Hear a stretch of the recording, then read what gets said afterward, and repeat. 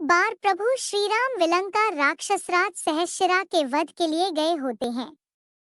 लेकिन कई दिनों तक जब श्री राम वापस नहीं लौटे तो माता सीता काफी परेशान होती हैं और हनुमान जी को उनका पता लगाने के लिए भेजा जाता है।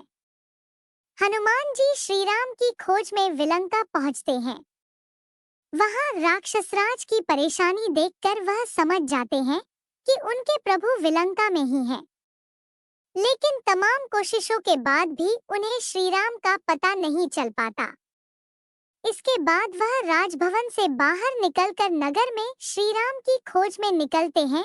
उधर राक्षसराज ने विलंका के द्वार पर एक ग्राम देवी को नियुक्त कर रखा था जो शत्रुओं को पहचान कर उनका अंत कर देती थी। इसके अलावा उत्तर द्वार पर स्थित विष का सरोवर था।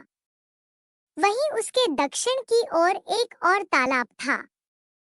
जब भी कोई व्यक्ति मित्र भाव से दुर्ग में प्रवेश करता था और उस सरोवर या तालाब का जल पीता था तो वह आसानी से दुर्ग में प्रवेश कर लेता था। लेकिन शत्रुभाव से प्रवेश करने और जल का पान करने वाले व्यक्ति की मृत्यु हो जाती थी।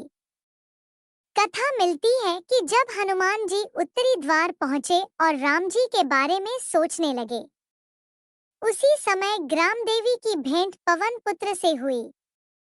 उन्होंने पहचान लिया कि यह तो श्री राम के सेवक है। इसके बाद ग्राम देवी हनुमान जी के गले में बैठ गई, जिससे हनुमान जी का गला प्यास से सूखने लगा। पवन पुत्र ने जलपान किया और जल ग्रहण करते ही उनके पूरे शरीर में विष फैल गया और उन्होंने अपने प्राण त्याग दिए।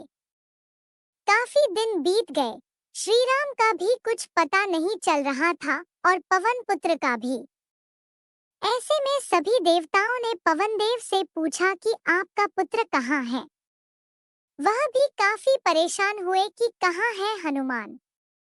सबने ढूंढना शुरू किया तो बृहस्पति देव ने बताया कि हनुमान जी की विलंका में मृत्यु हो चुकी है। इसके बाद वायुदेव दुखी हो गए।